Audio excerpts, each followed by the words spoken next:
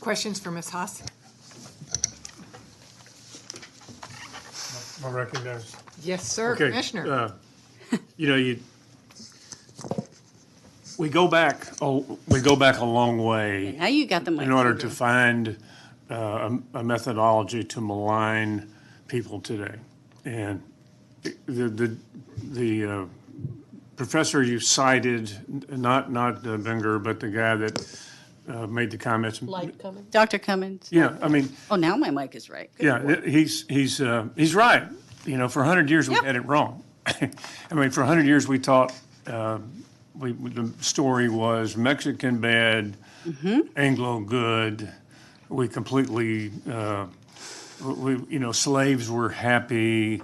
The Texas Rangers didn't have a period between 1910 and 1920 when they were an extra legal organization themselves that killed Sure. hundreds of innocent towners. We had it all wrong. And the point that he makes is That was starting the about 40 forethought. years ago, the actual academia, the authors and the books started getting it right. And another example of this just occurred several days ago. There's a popular magazine in Texas that I subscribe to, I suspect others do as well, who wrote a story about all of us up here and a few that couldn't make it. I'm familiar with it. And they could find nothing wrong with the content. They found no factual errors, but they did refer to the fables that we were promoting. And most notably, in order to malign us, in fact, they said this. It's, look at the background of the people that are on the 1836 project, and you'll see how this is going to go south. Sure. But in their criticism, they went back to 1918, the president of the United Daughters of the Confederacy. They went to a Texas textbook from 1950. They cited a former chair of the State Board of Education who was appointed chair, but the Senate busted him as appointment chair in 2009. So they scrape all this crap up from a long time ago to say that we can't be right. Well, And this is, since you bring that up, I want to point out that I think it's readily apparent that the authors of that article didn't watch the June 22nd meeting where you and Dr. Krim and Chairman Roberts had some very wise objections, and you just sat there and hammered out every phrase and all the language and, argued, is Tejano correct? No, it should be Hispanic or it should be Mexican American. Every little phrase that seems to have been missed, the actual activities of the committee seem to have just been wholly ignored. And I would also note that, I'm looking around and I don't see them here for public testimony. Haven't seen them here for public testimony. I'm not aware of any letters or contributions that these two historians have made to try to improve upon your product or anything. They wrote a piece for name recognition, which doesn't do much to edify Texans. It doesn't do much to improve upon your product. there's been just a assumption that we're all a bunch of redneck meatheads up here, and we've asked people that have the viewpoint of the two that wrote that Texas Monthly article. We invited the authors of that book that you referred to, Forget the Alamo. None of them have appeared. So, I'm sorry. Well, they don't have to. The book went out. They made their money. They're done. Again, it's. Are there other questions for Ms. Haas? Just a question about your, a question about your organization. Yes. You're going to digitize this documentation, the Houston letters, the revolution and all. Are those going to be available online to share with other entities? Oh, they're there for everyone. Okay, and so other entities can link to that too? Yes, sir. We'll be There's- able to, okay. All They're right. not behind a paywall of any kind. No login is required. 'Cause I know, I come from the museum world, I come from that, and a lot of museums are doing that, digitizing their collections. Yeah. And then making them available, not, reciprocal to other entities and vice versa. So anyway, No, anyone yeah. I think that's a good thing. can link to it, and The more we can put out there for people to have access to. Thank you. Any other questions? I have one. Dr. Frazier? Michelle, what is your hope and desire to accomplish with this? I was going to say, I got a lot of hopes and dreams, Don. Narrow that down. I hope to inspire conversations. We are deeply divided in the history community, just like we are politically and otherwise. To have conversations, to write less divisive history, because there is an overcorrection from the period that, in my opinion, there is an overcorrection from the period that Jerry references, a period that is very real, but revenge and overcorrection doesn't necessarily provide the best product for right now. So a unified telling of history that everybody that everybody can feel good about, so they can feel good about the place that they live, and that we have open and honest conversations. That's the goal. And if I've got to stir some pots to make that happen, well, You have That'll a be it. reputation for being a pot stirrer. Now, let me quote it or paraphrase another pot stirrer, St. Augustine of Hippo, who said, "We are our times. Grumpy people, grumpy times.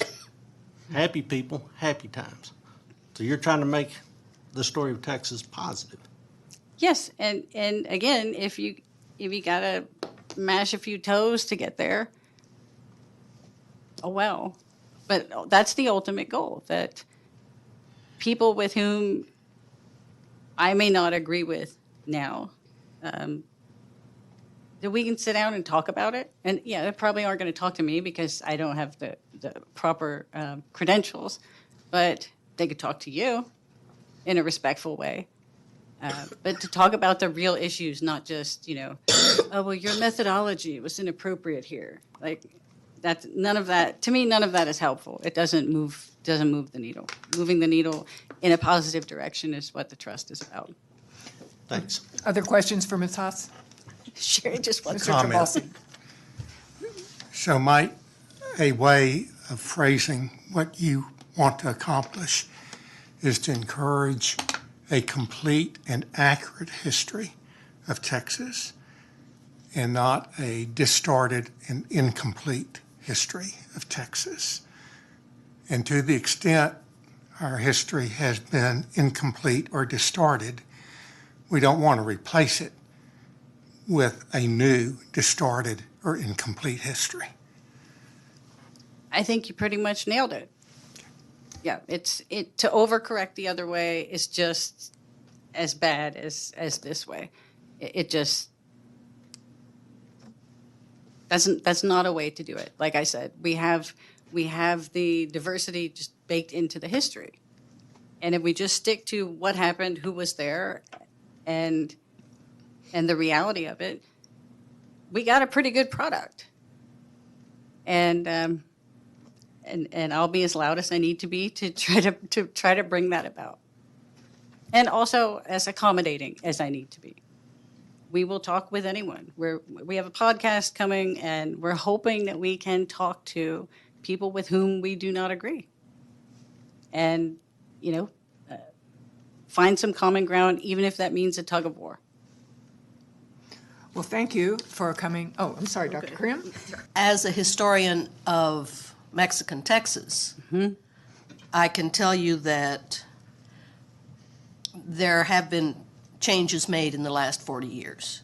However, I don't think it's possible to go back prior to that time and point the finger at earlier historians for their views.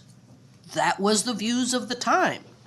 That was their attitudes. And for us now to castigate them and to say, oh, you all were evil, you were cruel, you were horrible, you were disastrously bad because you wrote from this particular perspective is impossible to do, because people write from the point of view that they have at the time. Right, they are men of their times too. And they were men of their times. And so for us to try to go back and say, you all were wrong, you all were evil, you all were Anglo-centric, whatever, is not helpful. What we do need to do is to go on as we have been, as Walter Benger suggests, that we look at, areas that are different, that that have changed. We have changed. There have been changes. I was one of them, a borderlander. And so I think it's important to accept the fact that history, and certainly I commend you for the fact that you are going to print the Sam Houston letters and the letters of the Texas Revolution and the correspondence, and because that is all of it material. But remember, they wrote from their point of view too. Sure. And so this is something that is equally important, equally valid from their point of view. And so I think when we castigate the past for being the past, for being what they were, is not fruitful. It doesn't help. But I think the fact that you all are going to start publishing documentation that occurred, but then you're going to have people that are going to say, oh my God, these people were racists, they were, so even if you publish those things, you're still going to get feedback. Oh yeah, but some of the context we try to provide is, it feels uncomfortable, as it should, in 2022, sitting here saying, well, I mean, the fact of the matter is that when that was written, everybody was racist. Yeah. And everyone was ethnocentric. Everyone thought they were the people. And we write about things like that, and good golly, there's some fun backlash. And there are also some people saying, thank you for saying this out loud, because